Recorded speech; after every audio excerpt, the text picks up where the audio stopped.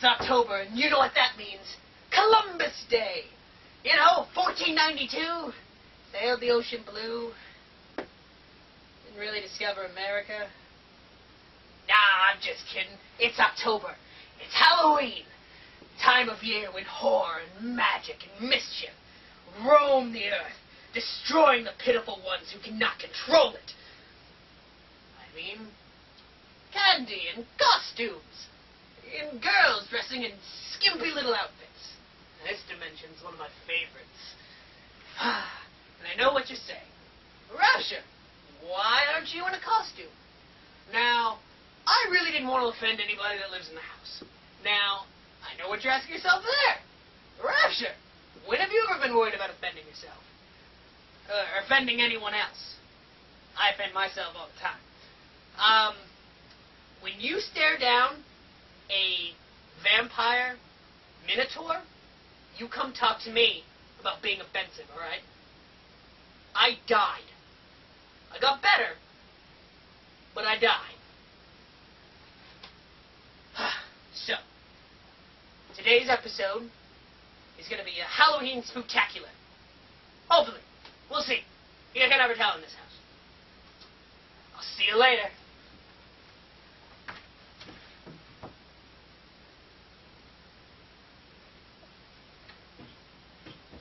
The house shifted again. Hello, everyone. It is the question time of the show, where one lucky viewer got to ask me a question. And today's question comes from Maggie. She is asking me whether I know any Lovecraftian films. And, well, obviously I do, because, well, yeah. So, I will name quite a few. I'm not going to name them all, because there are a ton. But I'll name a couple really interesting ones you see. One of them is From Beyond, The Dunwich Horror, which is one of my personal favorites, The Resurrected, The Necronomicon, which is an anthology film about 3 different stories, and in the Necronomicon, Dagon, which I'm sure many people have seen and not realized, In the Mouth of Madness, The Last Lovecraftian, which is a recent addition to the Lovecraftian film world, which is very funny. It's a great take on the Lovecraftian lore. So I really suggest you see it. Those are the couple that are really, really, really noticeable. The Evil Dead is also not really Lovecraftian, but it has Necronomicon. It's very good. It has some aspects, I would suggest. I think that's probably about it for Craftian films. Oh, yes, The Reanimator. Oh my god, The Reanimator. I almost forgot that. Herbert West, one of the greatest characters Lovecraft ever created, in my opinion. Brings the dead back to life. Great. There's a bunch of films. There's The Reanimator, Bride of the Reanimator, House of the Reanimator. Great films. Really suggest you see them. Maggie, thank you for the great question. Have an unpleasant evening.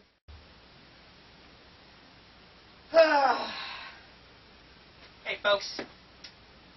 So, some friends of mine, Marie Ann and Horatio, husband and wife, asked me a favor, because I owed them one, if I would take their son, Carl, in to live within my home for a while, to teach him the ways of being a creature, I guess you could say.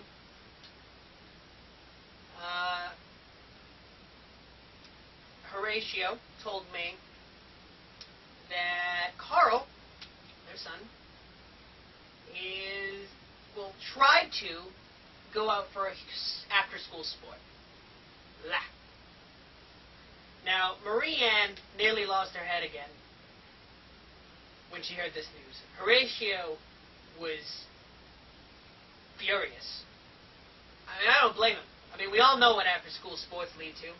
Teamwork. Goodwill. I don't know what kids do these days. Play Atari. I'm not really sure. But either way, I told Carl that he could have a joke segment on my show. It's probably mostly going to be Doc Duck jokes because that seems to be the only thing that he knows how to do properly. Without further ado, Carl. Knock, knock! Really? Who's there? Toby! Toby who? Toby or not Toby? That is the question! Isn't that offensive to your father? Knock, knock! Are you serious, Carl? Fine. Who's there? Doris! Doris who? Doris locked! I'm coming through the window!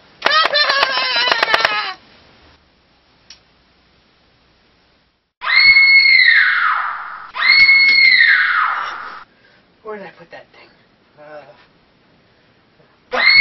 There it is. Robbie? Robbie, what? You're at the store? Let's pick up the usual stuff. Mobile cauldron. I have unlimited spell casting and unlimited hexing. It's a good deal. Yeah, no, just pick up the usual stuff.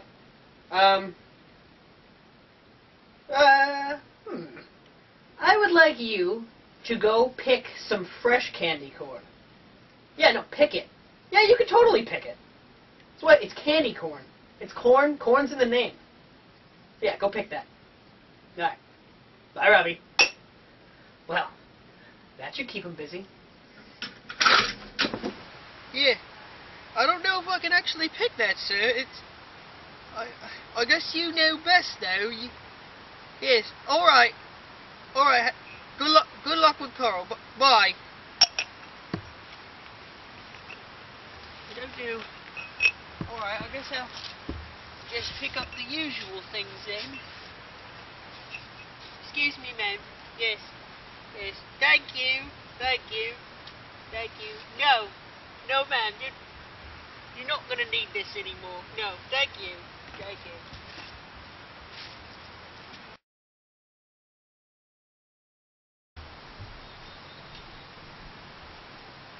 Alright. Now, how am I gonna pick all that candy corn?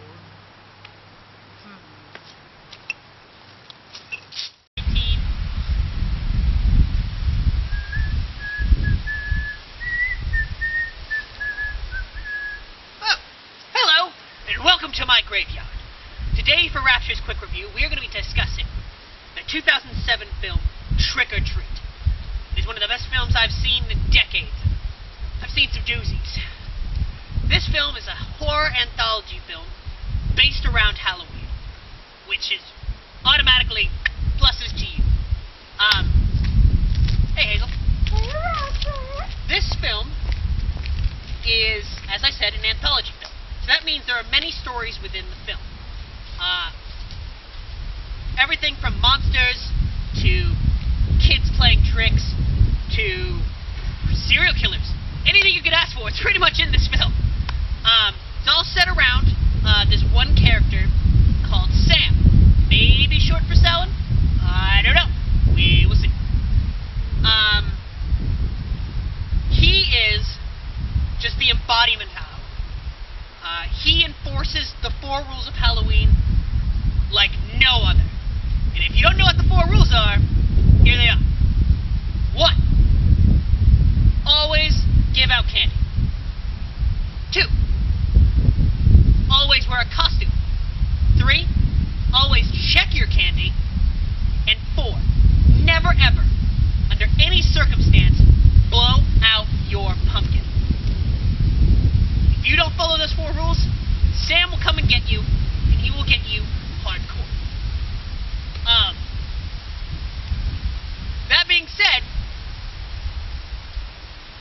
this film is just simply amazing. I don't want to give you too much because, honestly, you really need to see it. I'm going to give this film 13 bats out of 5.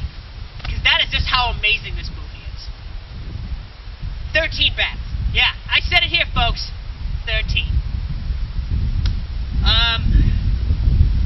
Yeah, so I don't think there's really much more to say about this movie, aside from how simply epic it is. Hello, everyone. Well, normally I wouldn't do another question per se, but a little pixie friend of mine asked me for a little bit of favor. She wanted to know more about some Halloween cereals, as when I talked about Count Chocula. Really, I looked around. So did Robbie. We didn't really find any other Halloween cereals except for one. General Mills, the guys who do, you know, Lucky Charms and Honey Nut Cheerios and such like that, they get an honorable mention for trying. They have their characters doing the same old thing on the box, but like in the background of the box, they had some bats, maybe a full moon, maybe like a tombstone. Not really Halloweeny, not really scary. Captain Crunch, on the other hand, round of applause for them. They did a thing called Halloween Crunch. And they took their little crunch berries, made them into monster-y shapes, and when you pour the milk onto the cereal, the milk turns green. Yeah, Halloween Crunch. If you get a chance to see it or buy it, it's very good. And, you know, anything that turns green is always fun. Thank you. Rapture, I got the candy corn for you. I picked it and everything. It was kind of hard, but I did get it done. You can't have me believe you actually picked candy corn, right? What do you mean, Carl? Of course you could pick candy corn. I did. You know, Rapture really does hate you. So, why would Rapture steer me wrong? He calls it tough love. Tough This love. house is absolutely ridiculous. I don't get it. Oh, pish posh, Carl. Pish posh.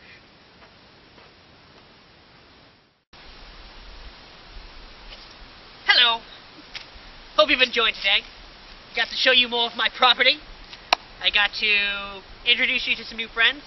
I had Robbie pick some candy corn, which I'm still not entirely sure how he did that. Wow. But yeah, no. Basically what I'm saying here is I'm wishing you all a happy Halloween from Dr. Rapture's Spooky Madness.